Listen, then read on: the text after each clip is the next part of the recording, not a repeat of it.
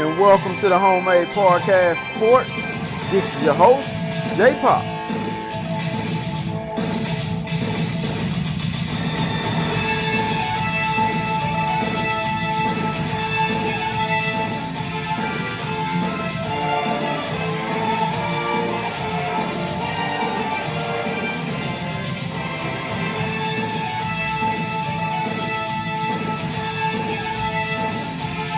Welcome back to the Homemade Podcast Sports with your host, J Pops.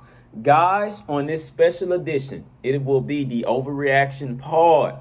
And on this very special edition, I have a special guest by the name of Pete O'Neal. Me and him will go into the Florida game and break down some more analysis on what we've seen, what the future is looking like, and stuff like that. Guys, we have a lot to talk about on this one. Please forgive me for the length of the video, but that's what happens when you're in the zone and you want to present information out. Once again, this is the overreaction part. Please leave all your comments below and hit that subscribe button. I thank you guys. I thank you. Your feedback helps me in a whole lot of ways because it helps me deliver the content that you guys are looking for, as well as the content that I want to deliver to you guys. So as long as you guys keep on hitting that subscribe button, listening to me, and even if you don't want to listen, continue to leave feedback. I need to know what else I need to look into so I can continue to deliver to you guys. Once again, this will be the overreaction part with special guest, Mr. Pete O'Neal. Yes, if you guys were wondering, he is the cousin of Leon O'Neal. Mr. Leon, where you at, buddy? If you're watching, or if anybody else on that A&M team is watching, guys, just know we got faith in you. And nobody else may not have, but we got faith in you. We know what you guys can do. To any other of you guys that want to be a guest on the overreaction, which is a special edition, and in limited, this is a special edition. Overreaction part. If you guys want to be a guest, please continue to leave those comments with your name. Please put the email address in there with your Zoom. It's a Zoom that we will do. Please leave all information so I can send you an invite and we can get this thing up and rolling. Once again, this is the overreaction part, Mr. Pete O'Neal as special guest. I thank you guys. I thank you. This will be a good overreaction part as we continue to break down everything with a couple of questions involved also. So I thank you guys once again. Please subscribe. Hit that subscribe button immediately. Also, guys, please follow me on Facebook at #Homemade Podcast Sports. Follow me on Instagram at JPops2020 and also on Twitter at JPops05. Thank you guys once again. I hope you enjoy it. #GigaMags. Welcome, guys, to the Homemade Podcast Sports. This is your host, J Pops. Guys, I got a special guest on this one, and of course, you guys already know what time it is. This is the overreaction, and it is a big overreaction to what happened on yesterday with number 21, Texas A&M, taking down the number 4 team in the country, the Florida Gators. Of course, everybody ain't gonna like this one. Florida fans, where you at? Now, y'all all in the comments on yesterday. Overall, it was a damn good game. But, hey, let's go ahead and jump on into it. So, on this overreaction podcast edition, I got special guests, people. Journey O'Neal. And yes, if you guys want to know, this young man is related to Leon O'Neal. I already know what you guys gonna say in the comments. Hey, man, you related to Leon O'Neal over there? Yes, people. Yes, he is related to him. So without further ado, Mr. Journey O'Neal, go ahead and introduce yourself. All right, sir. Actually, my name is Pete O'Neal. It's the wrong email, but nice to meet y'all. It's a great podcast. I love this man show. I had to come chill with him for a little bit. And SEC, be warned. And then we coming. Just know, we're going to overreact to this video, to that game. I was at the game. Mm-hmm. Hey, man, y'all in trouble. Just know. 12 man, we coming. All right, you know what I'm saying? We coming. So go ahead, boss, take it away. All right, man. So like you said, guys, hey, it's Pete O'Neal, Not Journey, people. Please don't get in these comments talking about Journey. No, man, he don't go by Journey. He go by Mr. Pete. All right. So, guys, please remember that. So, we're going to go ahead and get into this overreaction here. So, on yesterday, like I say, number 21 Texas A&M is now taking down the number 4 team in the country. Yeah, people, we've all heard it.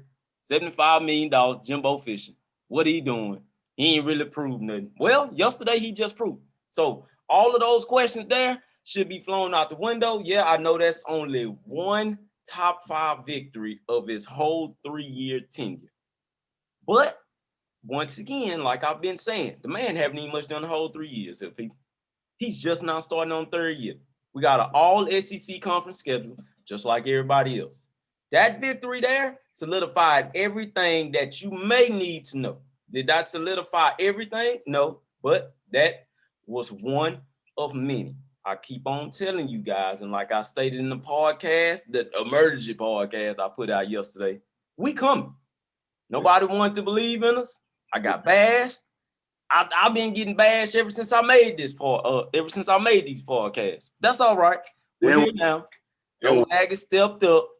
They made a statement victory.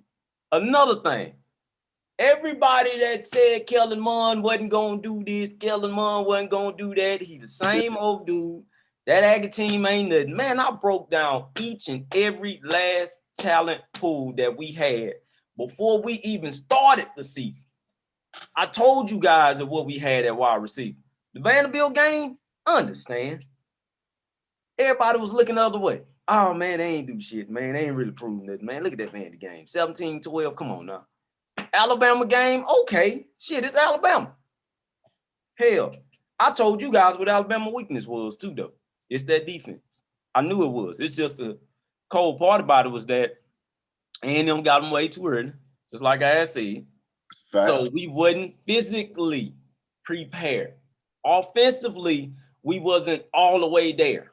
We wasn't. But this is an overreaction to the Alabama game. This is the overreaction to the Florida game. Florida, I knew y'all damn weaknesses, and it showed in that game. I broke that down also, and nobody still believed.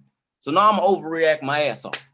So in that Florida game, every weakness that I had said that was on Florida, it got exposed. It got well exposed. With the running game, the physicality, I told you guys about Isaiah Spiller. I told you guys about Anaya Smith. I told you. Isaiah Spiller, young man, I salute to you. That was a grown man running the football out there, man, and we all seen that. He exposed many weaknesses on that defensive line. Hell, I didn't even much know the linebackers was that bad, but Isaiah Spiller exposed that one too, apparently. So, just want to give a huge shout out to those guys and those receivers. Guys, I told y'all, man. Caleb Chapman, young man, you stepped up. You stepped up yesterday, man. You turned into a grown man amongst boys on that field yesterday, man. You put him on notice. You put him on notice. So, hey, I'm gonna let old Mr. Pete share a little bit with you guys also, and we gonna continue from there. All right, here we go, man. But for me, to be honest with you, you said Spiller, you said Chapman, but it was the O-line, man. I'm telling you. Being at the game, I see holes I never seen before. I seen options. We ran a pitch, we ran a dive, we ran a stretch. It was all open. And for me, the drive really came in the third quarter when I seen like we just ran the ball and they couldn't do nothing about it. That's when the game was won right there. People were saying, oh, after that fumble, look, the game was over in that third quarter when we ran the ball. They couldn't stop it. So my thing is like, look, Kellen Mond, you got an O-line now. What you gonna do? You got receivers. What you gonna do? Chapman, that's my boy. So with him, got it sad to say, but he actually is out for the season. He tore his ACL. Okay. But at the same time, we know we got a star now. We know we had a boy. Right. Those 2 routes he hit, those deep routes. Yeah. We ain't never seen nothing like that in like the past 3 years. He did it twice in one game. Yes. I can't even think of a route that was hit for more than 40 plus yards in the last year, 2 years. Yeah. They never had a deep ball receiver. So for me, speaking on it right now, I feel like Demon's got to come in. and take that roll over. Mm-hmm. Because Chapman Shorty could do it. SEC seen we could do it. Mm-hmm. You got to use it now. Yeah. And for us, it's like, if you know defense, you know football, you know, it's a double-edged sword. We were hitting them seams, hitting them digs, hitting them slants. They couldn't stop it. So what they did, try to come in, play as low. Ooh, game. You know what I'm saying? So I feel like we're in a good spot right now. And question I have for you, probably getting a little later, is I don't see us losing another game. I don't know about you. I don't see us losing another game. Well, loss. Yeah. Miss, they look good, but that's Ole Miss. We ain't worried about Ole Miss. Yeah. Mississippi State, you got a new quarterback now. I don't know what they doing over there. Auburn, they lost that game. I don't know if you've seen it or not, but they lost that game. Mm-hmm. Any Auburn fans out there listening? Yes, people. Man, y'all know. Come on now. Stop. Bo Nix. Bro, y'all know they lost that game. Y'all know that. You can have it though, but in their head, they know they lost. That's all Right. all that matters. So for me, you know, winning a game like that against Florida, being there in the stadium, we never thought we were going to lose the game. Like me and sit there and like seeing it in person, I was like, what happened? What from one interception? Like, it's going our way the whole game. You know, our defense need 1 or 2 stops, and we got them in the game. But if we had 1 or 2 stops, the game was over because they couldn't stop us doing nothing on offense. They couldn't stop us. Kevin Mine was balling. Watermine was balling. Nice. Chase Lane. I wasn't that high on Chase Lane, but you showed me today. And that's crazy you said that about Chase Lane, because I said something about Chase Lane. Chase Lane is a speedy receiver, people. I know he when is. He catches that ball in open space, or if he catches it with just a little bit of space and he can squeeze through there, he's going to break. I know. I like that. But I just feel like for the team with just that confidence, you know, going in there, getting that big dub. And I don't know if you play basketball or not, but, you know, I feel like it's more like dunking in basketball. Until you do it, you know, you don't know you can until you know. And us getting that big win against the top 5 opponent, we see that we can really do it. You know what I'm saying? Right. So us doing it is like, look, from now on, this is the standard. This the bar. You know what I'm saying? We're not going under that. So this year, I'm not promising no championship and nothing like that. You might lose 1 game or 2 games, but next year we bring back the same team for the most part. Haynes King coming in, and I don't want to speak too much into next year forecast to stand a third, but I see it natty. I don't know about you. What do you think? So that's crazy. So it's crazy you asked me that. Going into the season, of course, we all had high hopes. Hell, like everybody kept on saying, this is the most production-based team so far as everybody being back together. Now, of course, we had 6 opt-outs. Once again, we only had 6 opt-outs. For whatever reason, everybody felt like when we had the 6 opt-outs, oh man, I just ain't got no faith in them no more. What? Right. Has anybody seen LSU lately? Hell, I knew what LSU was going to produce with their opt-outs and people just leaving for the NFL. But anyways, it's not an LSU podcast. Let's get back to us. But I was just making a point. We only had 6 people. It was way too much talent out there. Now, of course, my predictions were either undefeated in conference play, 9-1 in conference play, or 8-2. So far, so good. Now, of course, this is our phenomenal victory, like I say, over the number 14. I knew that we were going to get one of them. We were either going to get Alabama or we were going to get Florida. Somebody was going to get got. And by the way, I mean, and by looking at that Tennessee and Georgia game over the weekend, hell, Tennessee is going to get got too. Now, they may not want to believe it, and because of the simple fact that Jeremy Pruitt is, you know, profoundly put a new Tennessee team out there, and I understand that, but is Tennessee ready? No. They're not ready yet, and we all seen that. We all seen it. So understand we go up to Tennessee, we go up to Neyland Stadium, which is probably one of the hardest stadiums to play in my opinion. But can we come away with that victory? And it may be a close victory. Who knows? Hell, it might be a close victory in all of these games going forward. I don't know. But just like you said, Ole Miss is scoring points. Not scared. Why? Because Florida was scoring points too. Hell, and they're number 4. They were the number 4 team in the country. I was not scared of that. I know where Ole Miss's weaknesses is at. Hell, I know where our weaknesses is at. Shit, I'd already called it anyways, but I knew where our strengths was. Our strength was just talent. Now, for whatever reason, people just don't either hear me out or don't believe me when I tell these guys, hey, man, we had the number 4 recruiting class. We had the number 6 recruiting class. When is the last damn time Texas A&M has ever had a number 4 and number 6 right behind each other? Mm-hmm. And nobody can give me that answer. Nobody, man. This is our first time in history having a number 4 class, period. Let me speak on that too. Just you know Mm-hmm. what I'm saying? 4th class, 6th class. That's Jimbo, man. Mm-hmm. Oh. Mm-hmm. And for those people last week that was calling for his job, you ought to be ashamed. I heard a lot of that. Shame. Come on now. Yeah. Look, Yeah. for me, A&M had never been that school. And we know this. Even in Texas, they've never been that school. Yeah. You got to get a person in here who's either done it before or just, done it before. That's it. Yeah. Because when you have someone like that, they can bring people in. It's a trust factor in that, I'm not going to go to your school if I don't know either you've done it before or I can't win there or you bring people to the league, When you hear A&M, what do you think of? You go, oh, like Johnny Manziel, and that's it. That's it? Yeah. Really it. So if I'm an O-lineman committing to a school, why would I go there? You got to think about that. Right. A win like this against Florida and Texas losing, boy, that was big. Yeah. You might not think it now, but that was big. We got some comments off that. I promise. Yeah.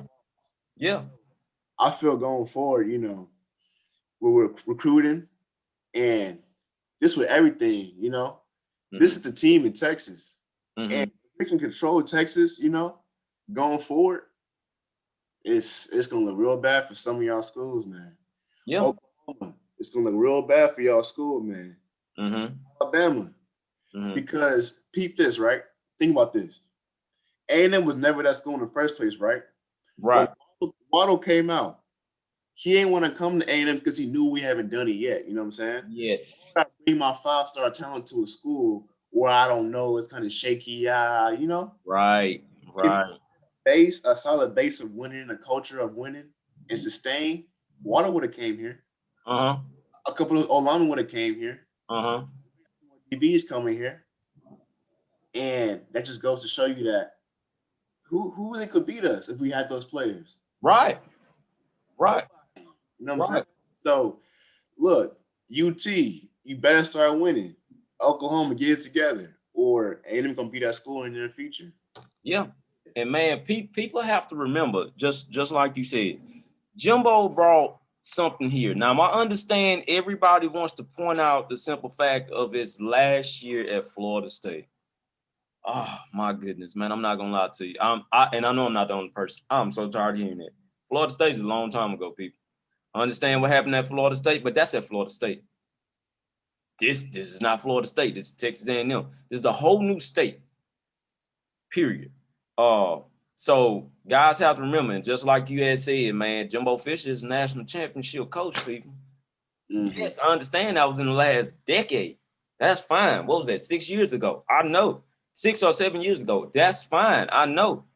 But Jimbo Fisher's always been a hell of a recruiter. Jimbo Fisher's always put anybody that's on his offensive team in the league. Dalvin Cook talking to you. Jameis Winston talking to you. And for whatever reason, everybody just remembers Jameis Winston. I understand why he got a Heisman and he had that undefeated ACC streak. Yes, I know. That's what they're going to remember. Nobody remembers anybody else after that. DeAndre Francois, come on, man. People cannot sit up here and tell me that Jimbo Fisher did not coach DeAndre Francois right. Come on now. Stop it, people. That was another one of his more dynamic quarterbacks. It's just the simple fact that Francois didn't have the O-line like he maybe should have. But that's okay. That man was still able to get 10 wins under Jimbo Fisher's coaching. For whatever reason, nobody remembers that. Nobody wants to remember anything. So people will put it into their heads about this $75 million all the time. Well, he's getting paid $75 million to come over there and win championships. Well, damn, it wasn't going to happen in 3 years. Right. Huh? It was not going to happen in 3 years in a place where they weren't known for getting championship titles in the first place. Exactly. What are we talking about here? That's why I did not never understand that. Well, he needs to beat Alabama. Nobody freaking beats Alabama like that consistently. Nobody but Auburn. Why? Because fucking Auburn knows Alabama more than any other team. Shit, they play them every year, man. But now we have them every year. But it's been a rivalry over there. Come on now, people. Stop it. To answer that question, though, about the net, in which I never get to, and then we're going to, get on into the questions here. Answer that question about the net. Texas A&M is more closer than what they ever have been in 100 years is what we always want to keep on bringing up. 90 years, almost 100 years. I know it, but still, people, we got 3 titles. It don't matter if it was 90, 100 years ago. So what? Mm-hmm. We have 3. For whatever reason, people don't remember in their mind that Texas only got 4. Now, is Texas supposed to have way more titles than that? Yeah, I think so. Hell, we all know that. This coming from an A&M fan. But once again, it's in the Texas podcast. We're talking about A&M here, and A&M is more closer than what Texas will ever be at grabbing the national title. Mm-hmm. Also, we're in the SEC. So what we're trying to do is make an SEC statement. For whatever reason, now it looks like damn defenses in the SEC is almost going to Big 12 style, but hell shit. So is everybody else in college football. Only reason why Clemson haven't got that many points put up on them is because there's nobody in the ACC to challenge Clemson like that, people. Right. Please understand that. But, anywho, let's go ahead and get off into some questions, man. And I'm going to go ahead and let you ask the first question, and we'll carry on from there. All right. So I'm going to go with first. We've been all positive for the last, little segment now. Let's get some negative. Let's feed the little haters out there for a little bit. You know what I'm saying? Let them have it. Mm-hmm. Do you question Elko for his bad defense the last couple games? Be honest. Now you say, do I question Mike Elko? Yeah, because we gave up what, like 100 points in 2 weeks? Mm-hmm. Close to that, somewhere around there. And I got the answer to that, but I want to ask you the same question. I'm going to feed off you after you give your answer. Okay. So, Mike Elko does deserve all the criticism that he's getting at the moment. Let's just go ahead and throw that on out there. Am I happy with the defense that he's calling? No, not by all means, but only in the backfield. I do not like the backfield plays that he has. But at the same time, I do know that Mike Elko has a younger defense, but at the same time, it's a legitimate older defense as well. Hell, because you have a couple of juniors and you have a couple of sophomores back there. Now, the freshman, Jalen Jones, in which I'm real high on, I believe that once that guy get his footing down and does what he's supposed to, because in that Florida game, I don't remember anything being thrown on Jalen Jones like that.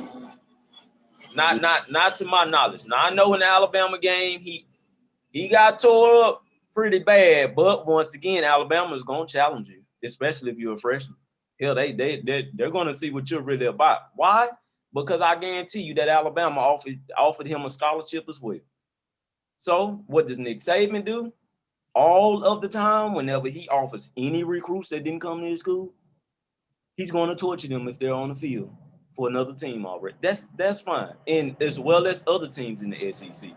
But I do believe that it needs to be questioned with the backfield play, because the backfield play has been horrible for the last 3 games. And now of course I knew it when Florida came in that they were going to take some deep ball shots, but we took Pitts out the game. It ain't nobody that come on this podcast and say, no, you guys did. No, man, we took him out. He scored that first touchdown, which was a hell of a touchdown. I'm still scratching my head trying to figure out how in the hell he caught that damn ball. Being at the game, you didn't notice, but he got hurt in that game. Okay. So I saw him over there rubbing his foot or something. He got after the first quarter. I think either my cousin had landed on his foot or something like that. After that touchdown, he was out the rest of the game. He might have came in, but he just blocked. He didn't really run any routes, and if he did, he went in real slow. I Mm. say fourth quarter he got back into it a little bit, but he played hurt that whole game. So Florida, I give you a little something on that. He was playing hurt. Okay. I got you. So, of course, what happens when you take one weapon away? Well, you got to find more weapons. Just so happened, Kadarius Toney was still out there. He Right. had got banged up too because I saw him walk out there. I saw him walk off for a play or two for whatever reason. But for the simple fact that we actually challenged Florida when I knew they were going to throw some damn passes downfield, it was okay to me in that game. But for the simple fact that we didn't give up as many points as a talented SEC West team, because hell, we all just seen what Alabama give up like 48 to Ole Miss. Although I know Ole Miss is kind of known or getting known for their receivers out there.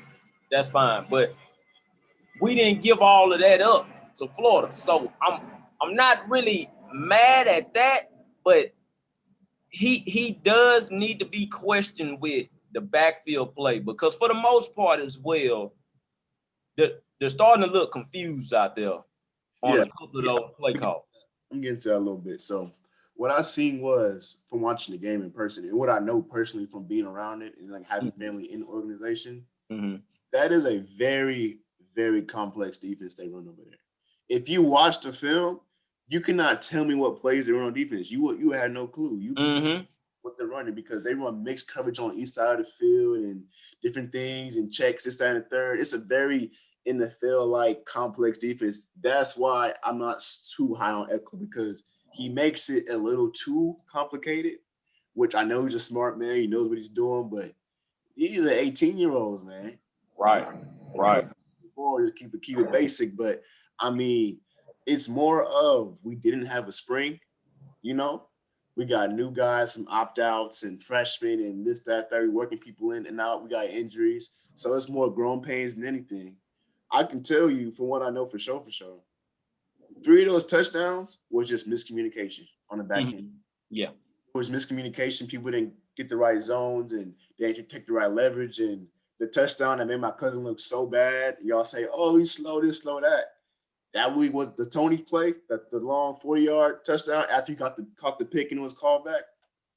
He was single high safety, and that wasn't his man. I'm not gonna really tell you what the coverage was and defense because that's not for me to speak on, but it just was a miscommunication on both ends. And our guys, I feel like once we keep playing over the season, keep practicing, that'll get better, you know.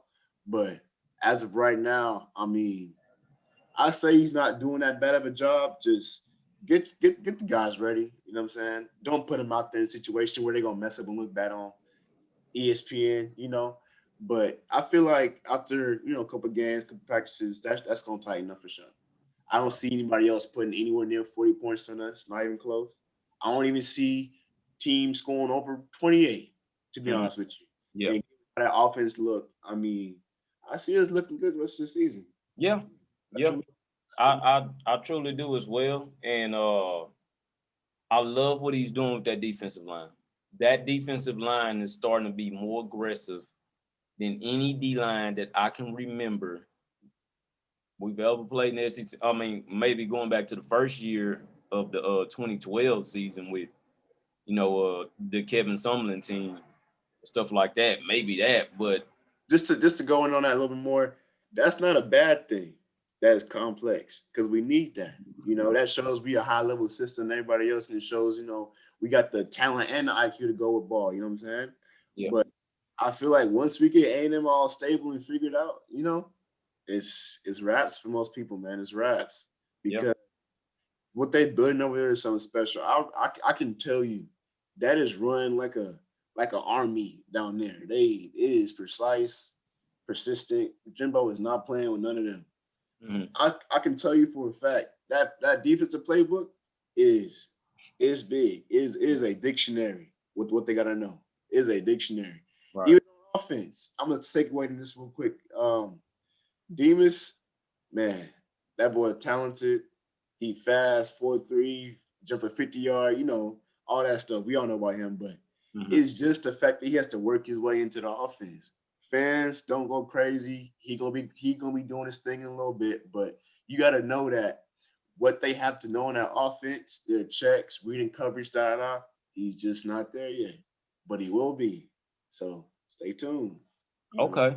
And you know what, man? I love the simple fact that you said that, because how the way Kellen Mond was reading those blitzes, that Right. young man looked like a senior quarterback. Like, no, I didn't seen that blitz before. So you know what? And how the way he was pointing at him, and see, I'm very offensive because I'm an offensive guy by all means. So I know offense way more than what I'll ever know a defense. But do I know the right schematics you're supposed to be in defense with reading the opponent's offense? I know that because, like I said, I'm an offensive guy. So I can even look at another team and kind of be like, oh, okay, well, if he run that way, no, he'll go that way. But how the way Kellen Mond got into that zone of saying, nope, you're not gonna get me this time, bro. I see that blitz coming. I don't want to forget about him, but Kellen Mond showed me something that game for real. He went 25 at 35, 350. That boy was balling, man. What, 3 touchdowns, no picks? That's his best game I've seen him play ever. By far. Yeah. He just like play bad first quarter, second quarter, and come back light up third, fourth like he usually does. He played consistent, good football the whole game. All 4 quarters. To go into that more, that boy earned some money that game too. Yes, he did. Play like that the rest of the season. We beat who we supposed to beat. I don't see him getting out the second round. No. Second No. round. The most quarterbacks. The mental game is, not there. The competitive nature we've seen is not there. But if he can show he's competitive and he got that will to win, and we just keep this energy going, look, it only take one season. It only take one. That's it. He could do make some money. And back into that other thing I'm gonna say, look, fans, we don't like Kellen this, Kellen that, If he wins out this season, he will go down as probably a top 5 A&M quarterback. I don't care what you say. Maybe even top 3. Maybe top 3. You got to give it to him because it's not about where you start, it's where you finish. If you finish strong, you can't take away from him. You can't be like, oh, but 2 years ago you did this. Nah. But that Florida game, I was there, right? So, hey, you gotta give it to him. So it's crazy for the simple fact that, like I said, everybody bash Kellen Mond, stuff like that. People have to remember and put it into their mind. Yeah, man, Johnny Manziel was a great quarterback. Right. Before people take this out of context, not trying to compare Kellen to Johnny Manziel, because he would never be Johnny Manziel. We all know that. He would never even be better than Johnny Manziel. We all know that. But for the simple fact that he has 2 wins over Florida, that first win came his freshman year. People still forget that. I told you, I've been been a fan of the team for a long time. He beat them in Florida, in Gainesville. Right. That wasn't when no COVID was there. So Gainesville was back, people.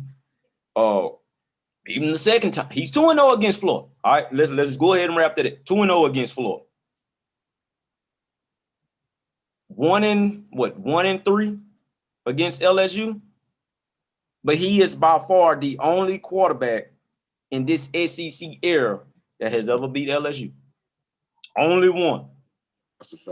He's beaten Florida, beat LSU.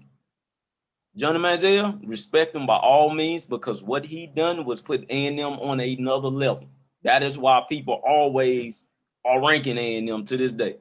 A lot of people don't want to say that, but shit, I know that as well as you and others, man. I know that because Johnny Manziel was the reason why talent kind of wanted to come here, and because of the simple fact that we're in the SEC now. So, that's just a wrap on that. But anyways, Manziel didn't have a win against Florida. Manziel again, he didn't have a win against LSU. He could never beat LSU. Even in his 2012 season, that Heisman season, didn't beat LSU, people. The next year, he didn't beat LSU, people.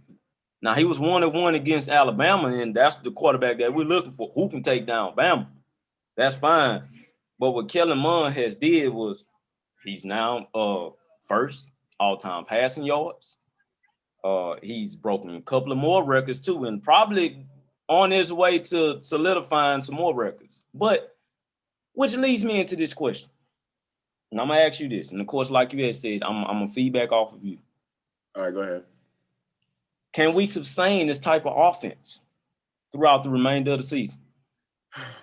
So I'm gonna say this: if the O-line stays healthy, I think we can, because it's all based off the O-line to me.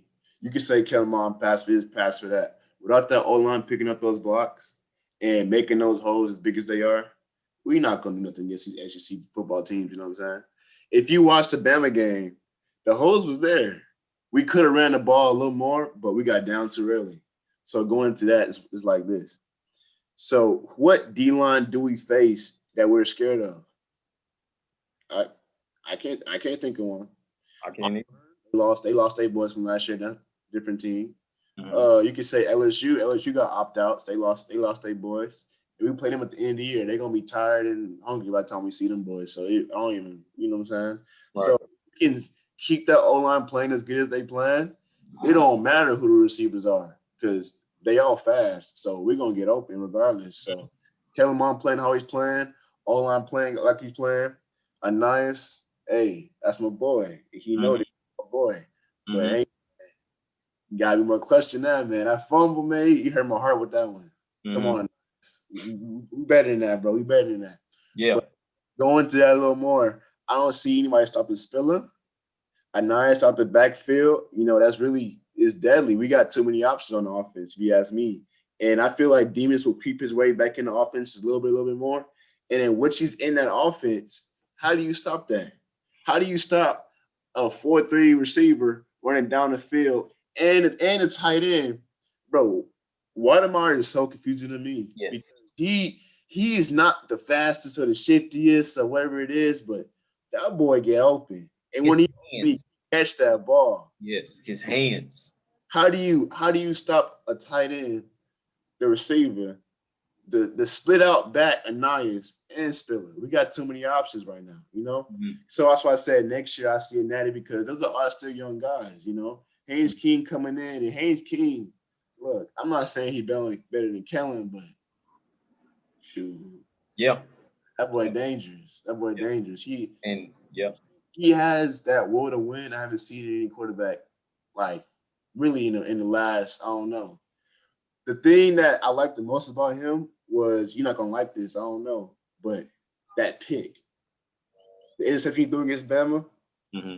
Why did he throw that ball? Be honest. You know why?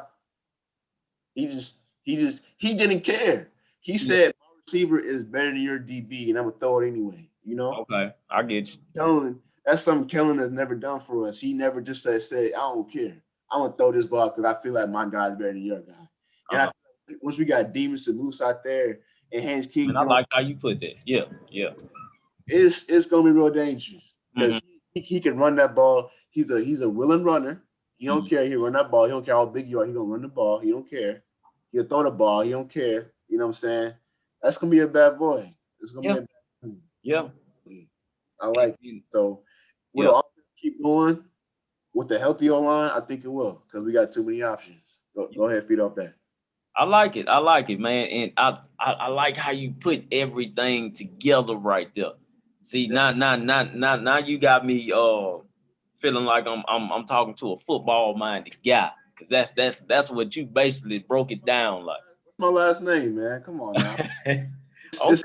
Okay. Hey, it's not just him around here. Come on now. That's Lil Dog. We like that. O'Neal. Right. Okay. Yeah, man. I see it runs through the family. Yeah. Okay. So that's good, man. That's good. And off of what you just said with the future, because you basically broke it down of the future going forward. And you stated as well as with Haynes King. So not to get off topic here, but this also refers to the question that I asked you, is what that offense going forward in the future with Mm-hmm. Haynes King, and I know a lot of people gonna tune into this one. They want to hear this one. That offense going forward with Haynes King, like I told everybody when that young man was recruited, I looked at that. I sat back and I looked at his high school film. I looked at a lot of things. I say, man, You're a winner too. in You're a there. winner. 6A football. You're a Yeah, winner. I'm yeah. sorry. He was a winner. And I believe he brought Longview that title, in which Longview hadn't seen that title in so many years. So many years. Mm-hmm. What he done that junior season was phenomenal. And he came back that senior year, didn't look as good as the junior year, but that's okay. He was still dynamic. What he's going to do at A&M going forward. And when I seen him step on that field in the Alabama game, and how the way he just took control and said, "The hell with it. I don't care about who y'all are. I'm not Right. scared of y'all." He really put it in the mindset of, guys, I'm from Texas. I Mm-hmm. done played people from all over, dog. Right. Y'all ain't no different. It's just simple fact that now he has to get used to the college game speed. Because now he's playing against some real talent from all over the country. You know what I mean? Especially up in the SEC, man. But his his ability to make plays and his ability to not have that "I'm scared" factor Right. is gonna be something else, man. You can tell when he hit that field, everything just got electric. Like, ooh, I'm woke. He even woke some people up in that Alabama game, and they was like, "Well, man, hold on, wait a minute. Who are Right. you?" Pretty sure they knew him because, Mm-hmm. like I say, once I'm pretty sure Alabama recruited his ass. I'm pretty sure people from all over, hell, as well as Oklahoma, because we all know what Oklahoma does. Oklahoma goes out and get quarterbacks. Is Texas A&M known for quarterbacks? No, not really. We haven't been producing many quarterbacks over the past couple of years, but that's okay. Our time is coming. Just be patient. What we have now going forward, and including with the future, is a Jimbo Fisher offense. Now, like I said on the last podcast, I think a couple of podcasts back, I stated that all Jimbo Fisher has to do is hit that reset button.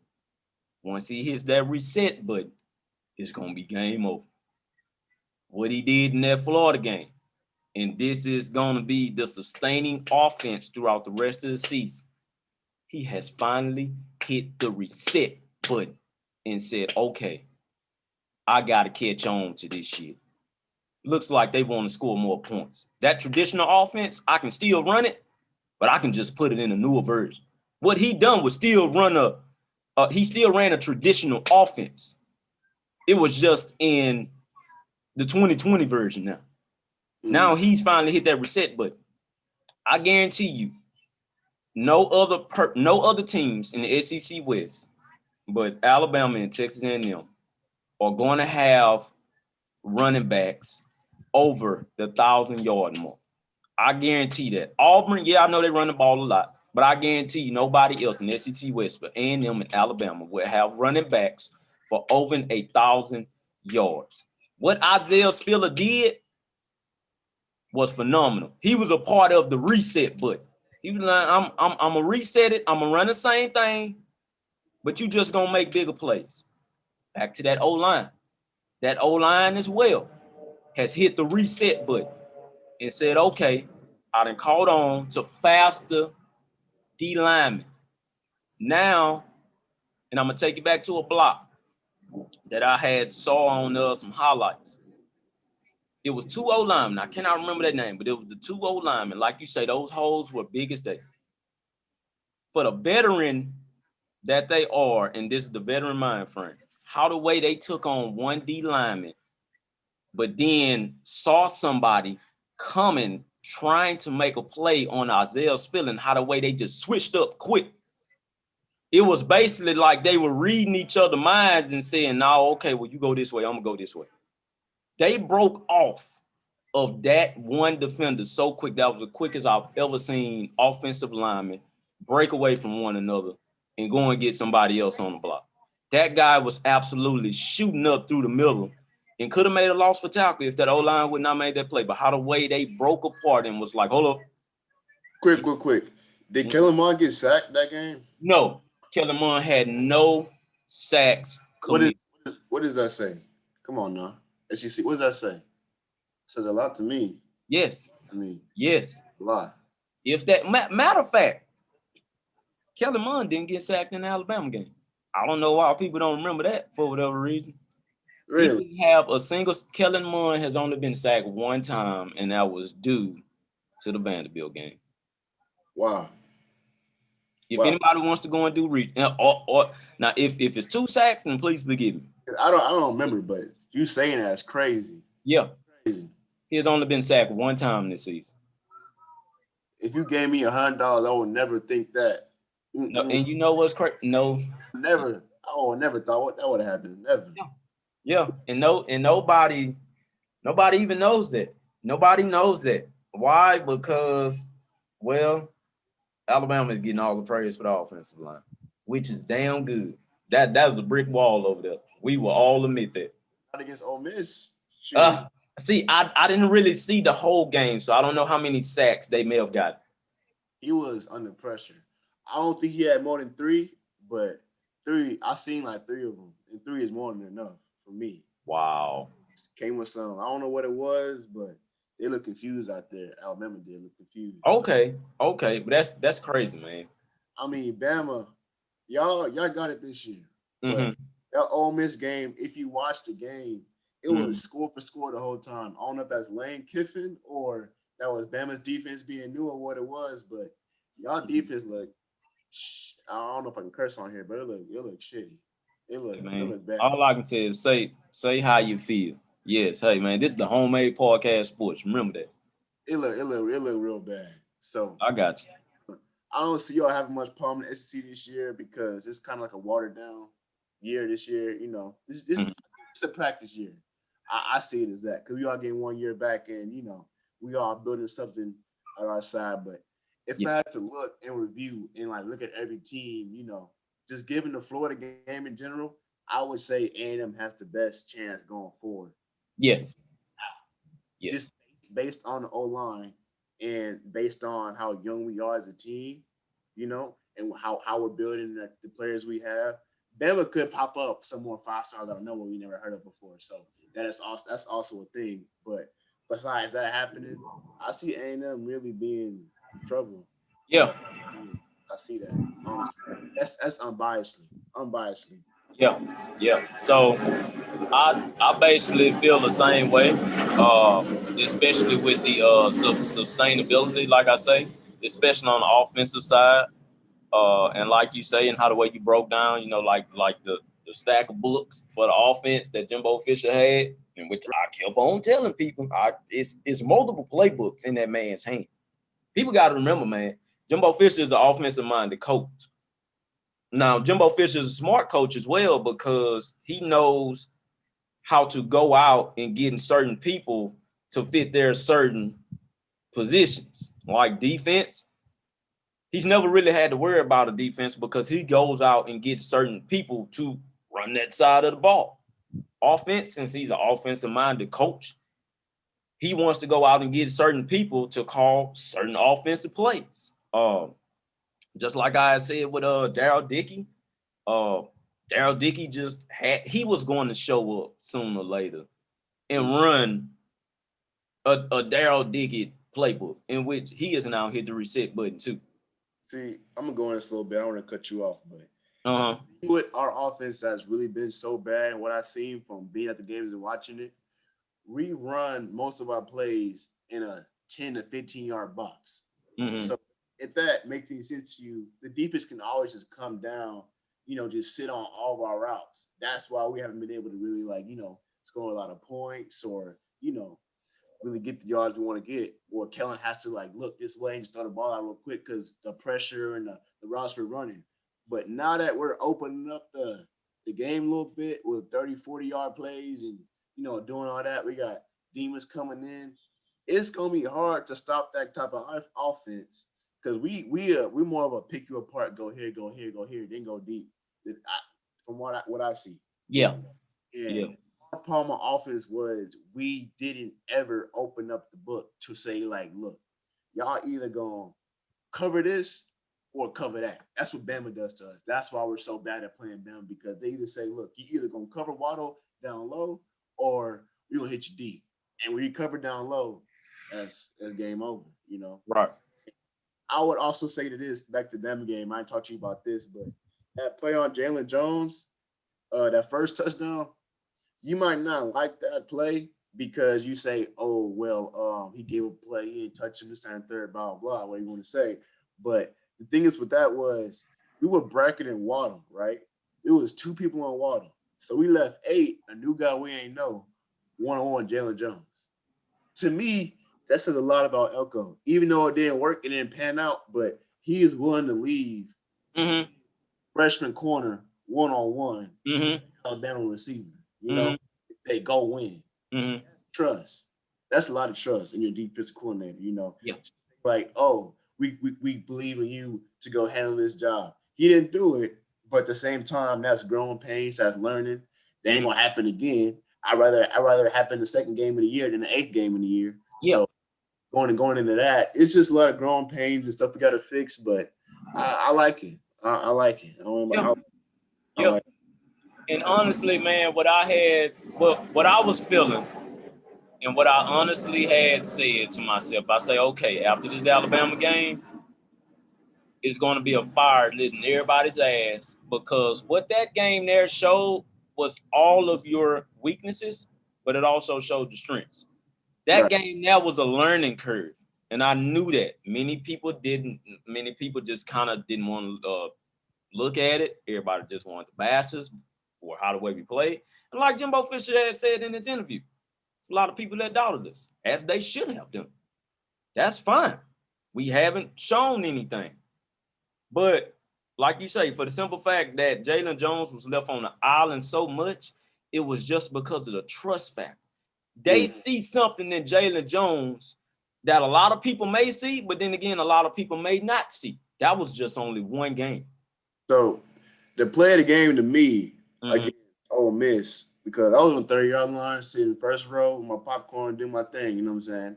They ran a slant on Jalen Jones with their best receiver. Mm-hmm. You know, I forgot his name. I know his name, but that don't matter. They ran a slant, and Jalen Jones undercut that ball and dove and hit it out like he was Gilmore or something. I ain't never seen nothing like that. You talking about the game just passed, right? The Florida game? Yeah, Florida game. Yes, he made a play on that ball. Look, I ain't never seen no corner break on a slant like that in a long time. Mm-hmm. That was a conversion. That was a third down conversion. Mm-hmm. So stuff like that gets kind of like, oh, they don't remember it, or it gets left in the trash because you want to see the field goal, you want to see the touchdown, and the big thing. But the key plays are the conversions and what we do to stop those. And that boy had a very key stop this year's game. I mean, at this last week's game, and I don't want anybody to forget that or let it pass through your head, because look, man, that boy is good. Mm-hmm. He might not have the super duper 4.3 speed, but that's a good corner. That might be a first round corner if you ask me. Yeah, I'm not gonna lie to you. He is, and I know he's gonna be in those first 2 rounds. If he doesn't go first round, man, he's gonna be a high second round pick. I can tell you that. But of course, he's still gonna have a couple. Man, we still got a couple of more years with this guy. All right, people don't. We still have a couple of more years with this guy. What Mike Elko is doing, like I say, and I'm referring back to Jimbo Fisher too. What he's doing is laying a footprint in the defensive backfield to say, hey, well, if I can bring this guy on over here and he can ball out, do his thing. Look, hey, he a freshman out here. Same thing with Eric Young. People keep on forgetting about Eric Young because Eric Young hasn't been out there as much. Eric Young, once he does get out there, and I don't know if Eric Young was maybe still hurt because of the last game. All right, so back to the Eric Young situation. He is kind of hurt with his shoulder. I'm not sure how long he'll be out for, but I mean, he'll be back before the season's over for sure. But that's something we gotta wait on. But him in that nickel position, I like him from what I've seen so far. I really like him. Okay. Okay. So yeah, man, like I say, I followed Eric Young too. And when that guy committed, boy, I was like, man, hell yeah. Okay. Now we about to get a little bit better in this backfield, man. And of course, us A&M fans know what's been our weaknesses for the past couple of years. Big ass passing plays. They have always killed us passing the ball. Hell, I remember when LSU wasn't even much that good one year, and they came in and put up 50 on our asses at Caulfield. I remember that like yesterday, man. But we're starting to kind of get this backfield together. We're recruiting kind of better players. We have a defensive-minded defense coach. So like you say, man, yeah, it'll continue to get better back there, but it's all about timing, man. Those guys have to grow into their positions, Right. especially on the college field, man, because everybody's gonna attack you nowadays, and look like everybody passing the ball nowadays. So hey, Mm-hmm. but man, we gonna see. Uh, what was your actual next question? Um, we kind of got into it before. I was talking about the chance of us going undefeated for the rest of the Mhm. season. That was my question. We pretty much covered that. My thing that we didn't get to was the playoff situation. If we were to win out, will we be in that? Honestly, I don't know. Given the situation, Big 12, I don't want to hear nothing. Don't even say nothing about that Big 12. Mhm. Big 10, I feel like it'll be hard, but they're gonna try to put somebody in there from the Ohio State. They gotta do it, So that leaves what Clemson every year. Obviously, then they're not gonna lose, and Mhm. it's two SEC teams. I say if Florida beats the crap out of Georgia, we might have a chance. Mhm. And Florida loses that to Alabama the way we did, then Mhm. maybe. But it's gonna be hard to come back from a 50 something to whatever loss we had, even though it was the second game of the year. Yeah. Yes. But I say worst case, we get a New Year's Six, get our name out there. It's gonna be on CBS. They're gonna see us balling on TV. Yes. So it's Yes. gonna be nice. But as far as playoffs, I don't see that. But I feel next year Alabama will have a new quarterback. They're gonna have some new players, new defense. Our defense is kind of shaky already. If we get them late in the season, I see it being a big game. And Mhm. if we take that one over, I see it going to the playoffs. But we gonna see. Yeah. See, we gotta Yeah. see, man. We gotta see. So, so like you said, we'd already kind of touched on that topic, but the playoff question in particular. So it was actually a lot of guys that had A&M being that dark horse playoff contender. Um, it's still a couple of people that still believe in it. Now, can we run a table? Obviously, yes. We can actually run through the whole SEC West, but it's just a simple fact of we have to win against top ranked opponents. Now, like you said, now when Big Ten comes back, when is that? I think the week after next. Mm, If Ohio State loses, especially if they lose this first game, mm, in the way that they'll lose. If they lose by 3 or 4 touchdowns or 2 touchdowns, because Ohio State kind of always has that loss in them, but that was under a different coach. I understand that. But if they lose, I don't know. Maybe we could get in there, but from how the way Georgia is playing defensively, which Georgia is the best damn defensive team out there, people. It's yeah. a race between them and Clemson at this point, defensively. Mm, Georgia also has what, number one talent pool, in which I referred on a couple of podcasts back as well. They got the number one talent pool. However, if Georgia beats Alabama, and I'm pretty confident they will. But I kind of maybe get into that maybe like later on down the week or something. It's something about Alabama this year where that weakness shows a lot. Mac Jones, damn good quarterback. Not gonna put nothing on that man. But if Mac Jones has pressure in his face, I believe, just like how DeMarvin Leal mm, caught that tipped up interception. right, I right. believe Georgia has a lot of those people that can potentially get in there and make Mac Jones throw some tipped up interceptions. I mean, that's just honestly how I feel, man. It's Yeah. nobody that's going to put a lot of points on that Georgia defense this year. How But the way they done Tennessee. do we get that nod though? Even though I don't know. I No, don't know. We can make the case for beginning of the season, you know what I'm saying, blah blah, right, right. which is true. Good Uh-huh. make, but I don't see anybody saying, "Oh yeah, they lost to Bama by this much, same record. Let's put them in." I don't know. I don't know. I We might mean, we may beat better teams than they do going forward because mhm. that matters. Street the schedule, Yeah, So yeah. I feel like that helps us out a lot. But at the same time, like it's gonna be real hard, man, to get even if they lose to Georgia and they maybe even lose to Auburn or something crazy and in Mm. that game. It's gonna be hard to say, oh well, this team beat this team, but they got a better record. But you know how the politics go with that. It's gonna be hard. It's gonna So be hard. it is. It is, and for the simple fact now, if Alabama loses 2 games, okay, then they're clearly kind of out of the playoff conversation at that point. Like that's just literally deep. If they lose 2 games and A&M runs the table, gets to the SEC championship, at that point it's all about winning the SEC championship. Right. If we get there and we do not win, of course, that's going to solidify everything. We're out of it. But if we can if we can make it to the SEC championship and win it, then Mm. yeah, man, and them, I'm not gonna lie, there it's like an automatic bid in the playoff. Like, all right, man, hey, they the SEC champion. Mm-hmm.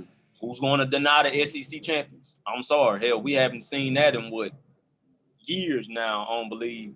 Instead of was it one time Alabama didn't make it to the?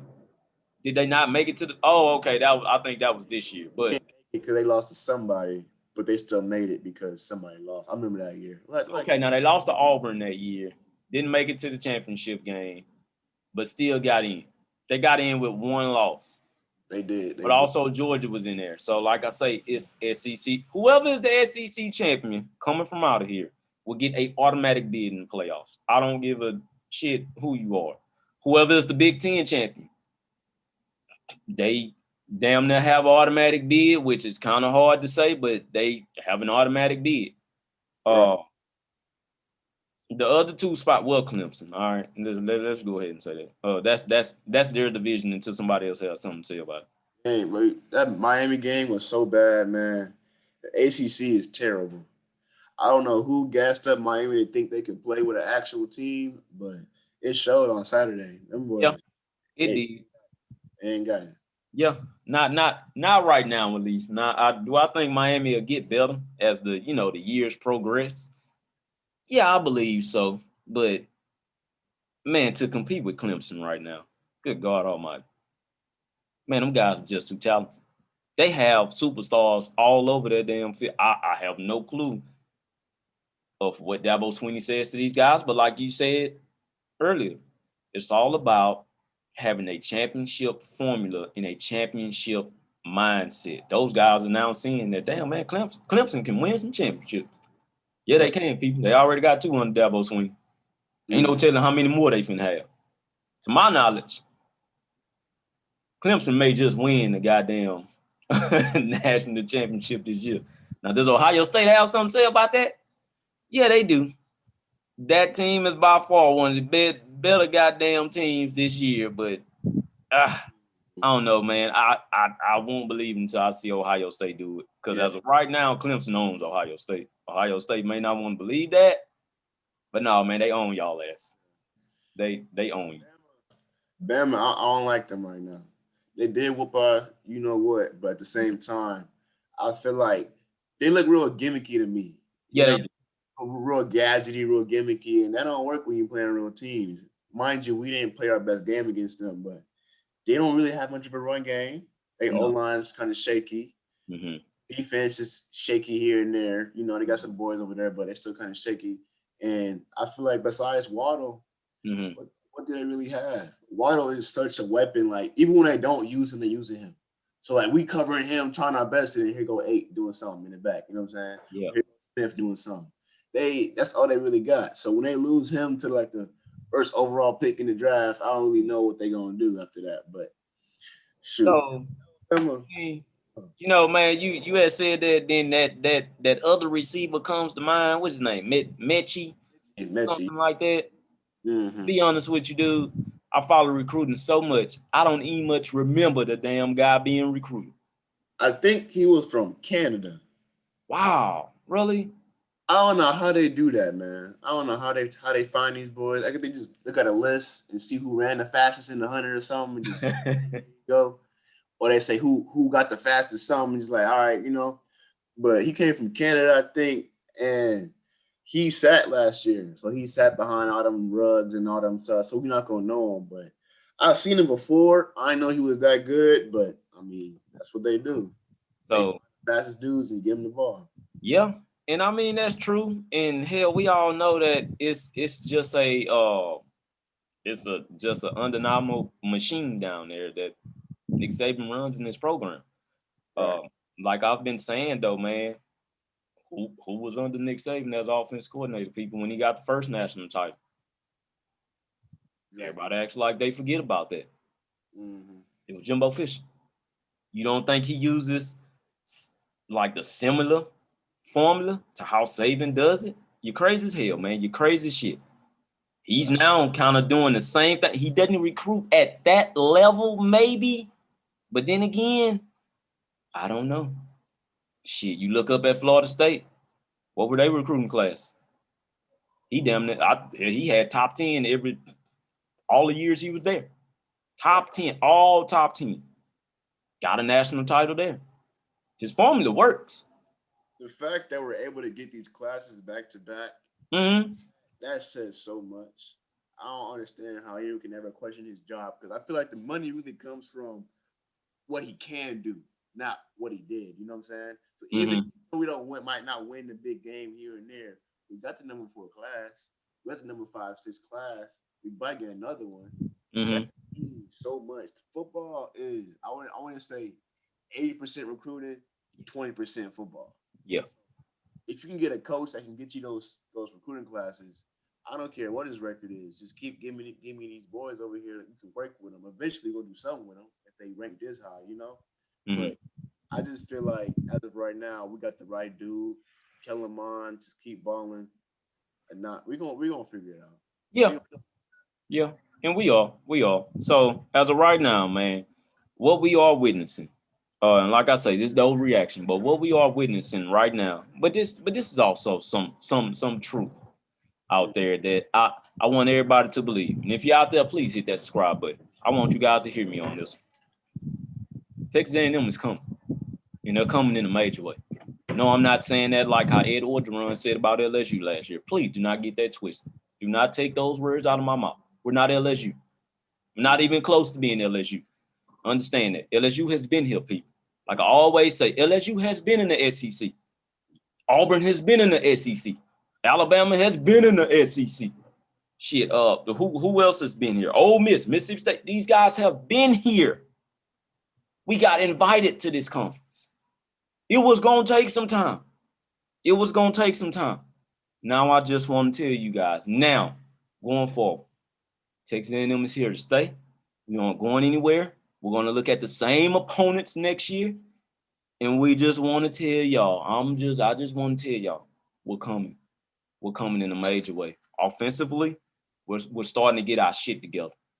mm-hmm. Just be on the lookout. Defensively, that is coming soon. We're under construction. Right. I guarantee you. When we pop out the red tape and when we cut that damn red tape off, and like I say, the guy who's leading this charge, and he's your cousin, by the way, Leon O'Neal. I followed that guy so much in recruiting. And Right. listen to me, and you know, you're the cousin, so I want to hear your thoughts about that as well, and what I'm gonna say. Yeah.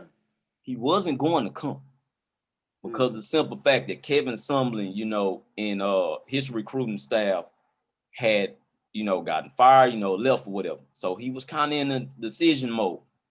He Right. stuck with it though, because of, like you say, it's just the passion that he had for A&M and what he saw himself doing at A&M. Right. He stuck with us. Mm-hmm. A lot of people may not like how the way he does things defensively, which I understand. That's fine. Same time, he's a young man. Let him keep growing. The young man has been starting ever since he was a freshman, people. You got one more year, dude. Don't know if he's coming back or not. But I guarantee you, like that the young man is a first or second round pick, in my opinion. I know that by looking at him on the field. Is he going to fix a couple of things going forward? I'm pretty sure he will, but he's a leader, people. May not like how the way he's leading, and a lot of people may not like that, but he's a leader. What he done yesterday, that proved everything that I was saying. When he grabbed that guy's helmet, looked at him and told him, hey, man, calm down, chill out. We got this. You know, are those the words that he spoke of? No, I know that. No, that ain't the words he spoke of, people. I don't know what he told the young man. But he grabbed his helmet. Only leaders can do that. He picked his team up, told him, hey, man, you know we can beat these people. We can beat these people. That was also his signature win. Right. Along with LSU, along with the LSU win that, like I say, people always forget about. I know LSU wasn't highly ranked. That's fine. I get that. I understand that. They still beat him. But he grabbed that leadership role on defense like no other this year, in which I knew he was going to grab because he just felt like he'd been there for too long. And some got to change here. He grabbed it. Take it back to Johnny Manziel, 2012, 2013, when he grabbed Mike Evans' helmet when we was down in that game against Duke.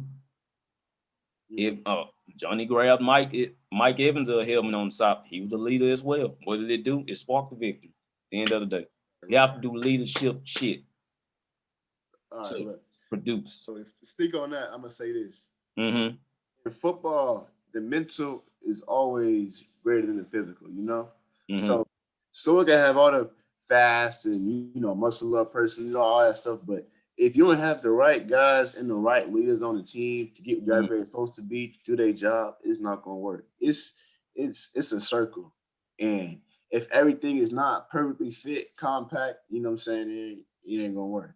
So with him, and the reason why he went to A&M, I can't really give you too much insight, but for what I can say, is that he didn't want to go to a place where it was just already built.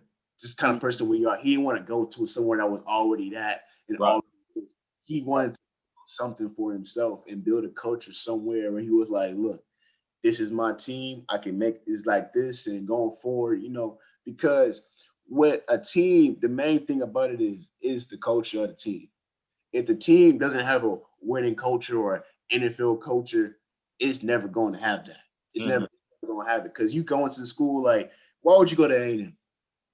If I was to recruit a 5-star guy, why would I go to A&M? To play my freshman year first down. And that's not what Alabama has. That's not what Clemson has. That's not what Ohio State has. They go there to get better and progress and go to the NFL. And until we get guys that want to build a culture for our team and really want to say, like, look, this is our school.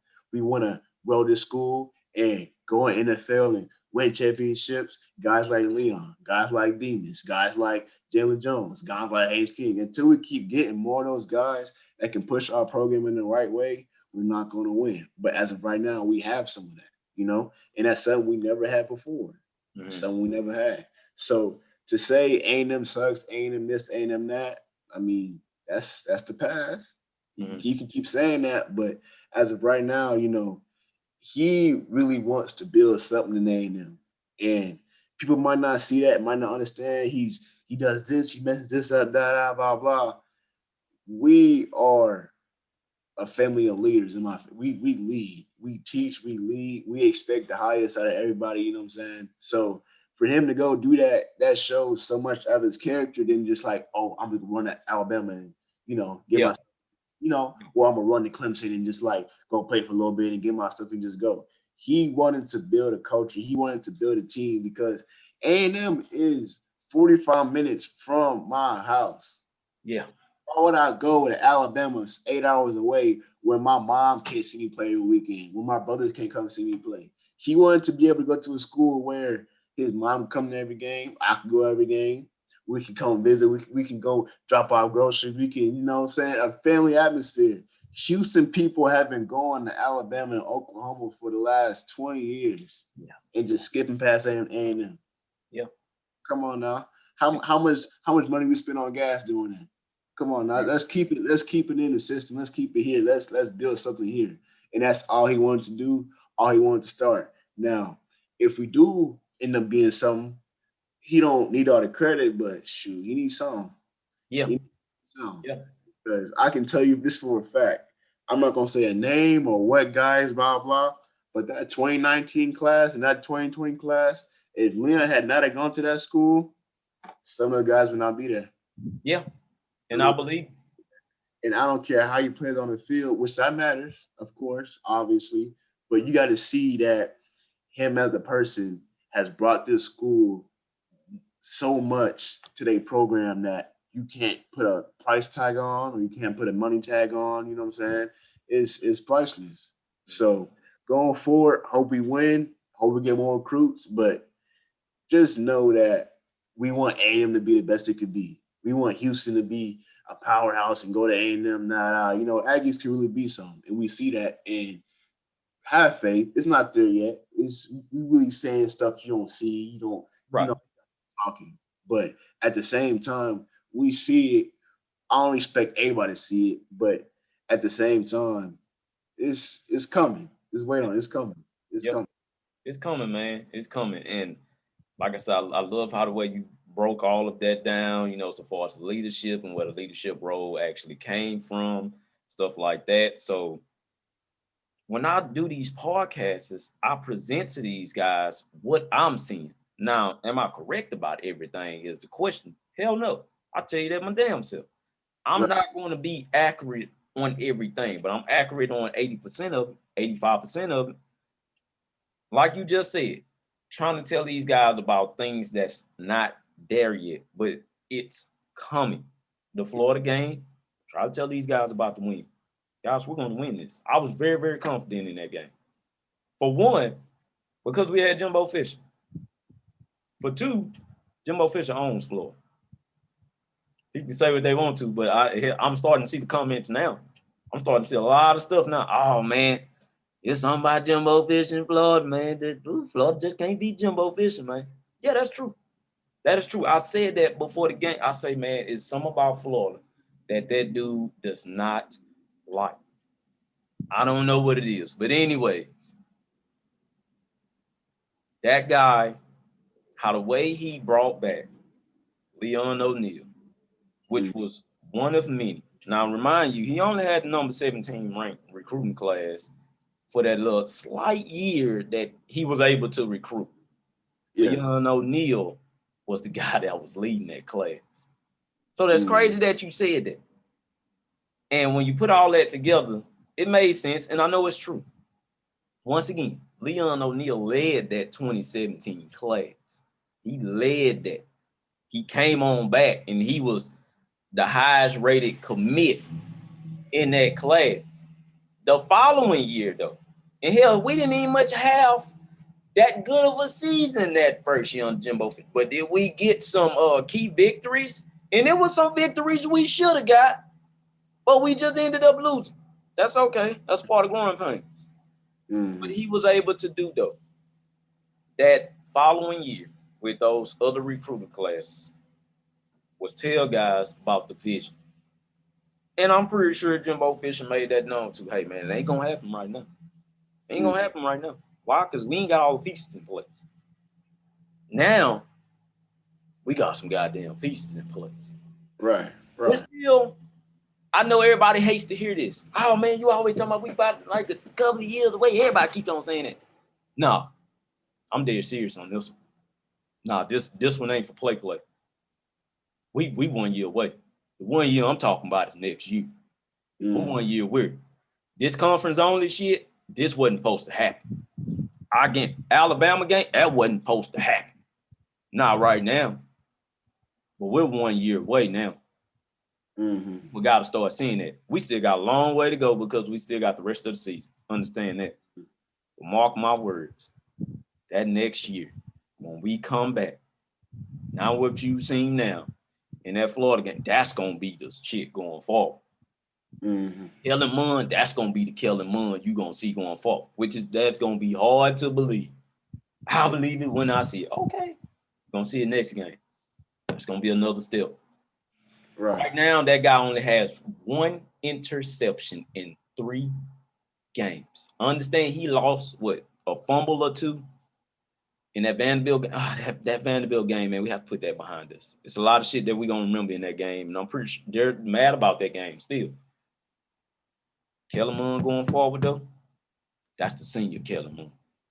It ain't the freshman, sophomore, junior. No, this is the senior. He's reading defenses now. Better than what I've ever seen a quarterback read defenses. But he's reading them.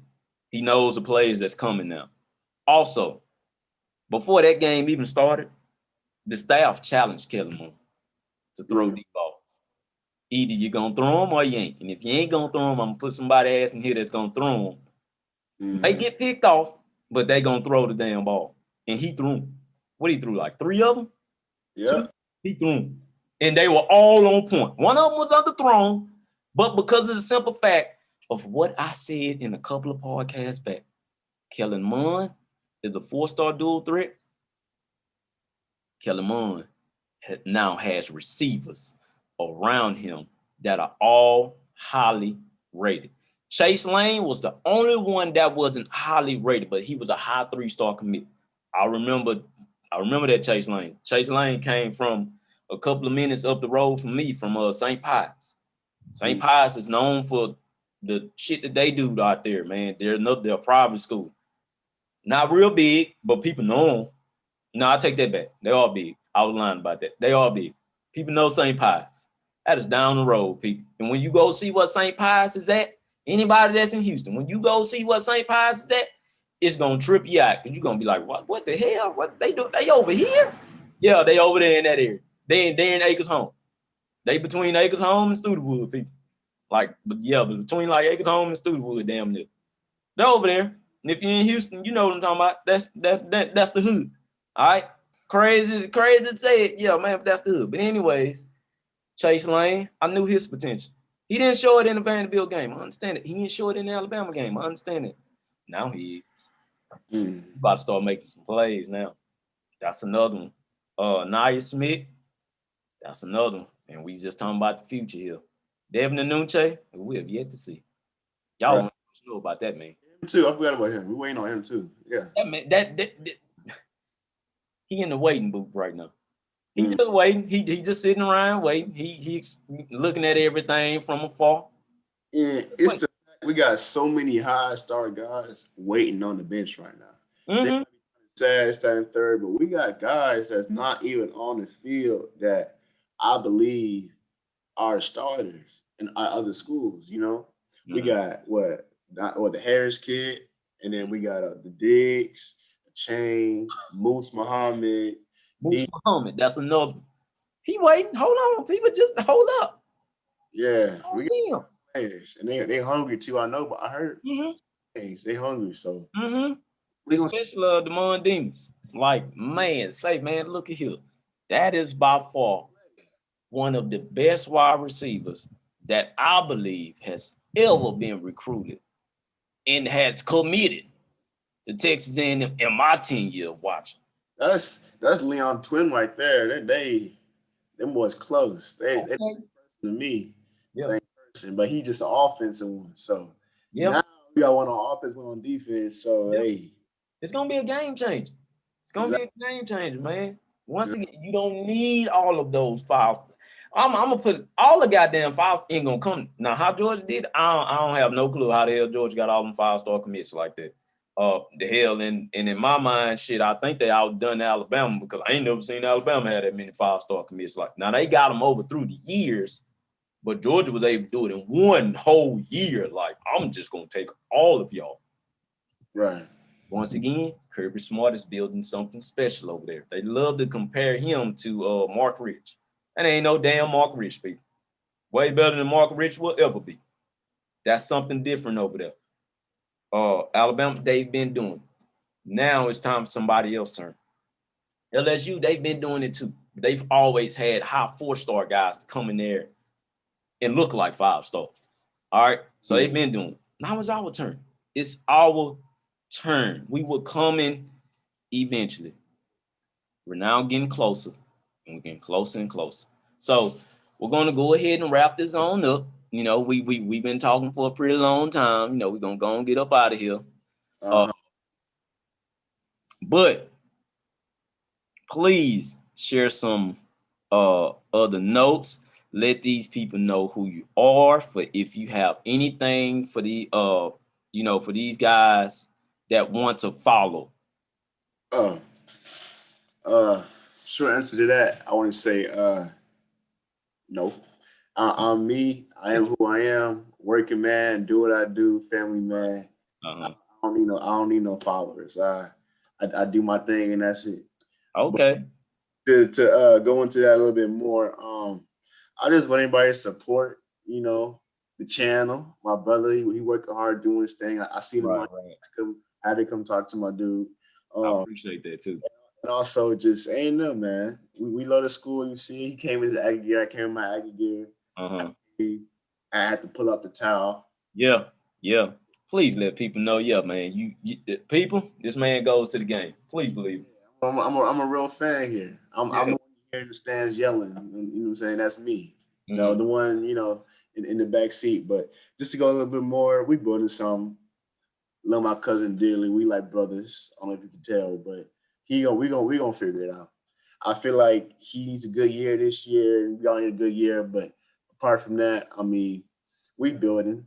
We gonna see what's gonna happen in the near future. Promises next year at Natty. Yeah. I put money on that one. Yeah. I want to see that come. But that's strong. This year we gonna work it out. If we had that schedule we were supposed to have, we would have been undefeated right now. We would have been undefeated all the way up until the Bama game, which was week 8. Week 8, we would have already seen how they play. They play, they this, they that. We would have knew how to play them a little bit more. So that would have been a closer game. We would have won, I don't know, but it would have been a closer game. Yeah. So I just want people to know that, yes, this was the year y'all wanted to see us go all the way, started third. Bama game came up short, but at the same time, we didn't even have a spring. I mean, no one did, but we needed that. We had freshmen we needed to get in line. We didn't even have a spring. So, look, next year is gonna be something special. My boy Jay Pops, he official. He knows football. So yeah, thank you, man. I thank you for it. And once again, guys, like I say, this is Mr. Pete O'Neal. If you guys didn't know, he's one of the biggest fans to the podcast, man. I thank you for that, Mr. Pete. I thank you for it. For people like him, I'm going to keep on continuing to bring it. Like I say, Monday through Thursday. I can't go live until I get 1,000 of y'all to subscribe. Right. If that's okay. Aggie fans, where y'all at? The hell, shit, we got one of the top fan bases in all of college football. I'm going to say that again. We got one of the top fan bases in all of college football. Now, we may not all agree with each other on some shit, but that's fine. Hit that subscribe button, though, if you don't mind. Because the only way I can go live on YouTube for all of you guys to see that are Aggie fans all over the world is if y'all hit that subscribe button and get me to 1,000 subscribers, and then I can go live with you guys. I can do this. Hell, we can do this. Once again, nobody will believe in us until we believe in us. We know Texas A&M has the tools to get to where they want to go to and get to where they want to be. Football-wise. I'm going to refresh football-wise. Basketball, I can't get into that. I can't speak on that because of the simple fact I can't follow it like that. It's too many damn games. All right? Now, I don't want to put that. It's too many damn games. I like it. Don't get me wrong. And I see what my boys doing there. I see what my boys doing there. Hey, keep on recruiting your ass out because now we starting to get some folks in basketball-wise. Hold on, people. That athletic program is still coming. Hold on, people. Also, A&M is known for their academics. Keep that in my agriculture, engineering, Oh, don't think I didn't know. Now I ain't, want to take it past athletics, but I had to do that. To all my commits out there that's thinking about going to A&M, watch this podcast. Watch the ending of it very thoroughly. Mm-hmm. Come get your degree at A&M. That's a reach. I know that. I understand that. I'll take all the grief in the world for that. That's fine. But hell, other schools do. So why can't we? Mm-hmm. But once again, man, the future is bright for this A&M football program. We just need the fans to continue to believe. It's a COVID year, so we can't pack out the stadium, people. No, we cannot do that. We're gonna have to just live with that this year. Next year, though, you can bet your ass it's gonna be sold out games. And I don't give a shit who we playing. We be playing the FCS team. I think they're going to sell it out because of some fact we couldn't do it this year. Couldn't do it.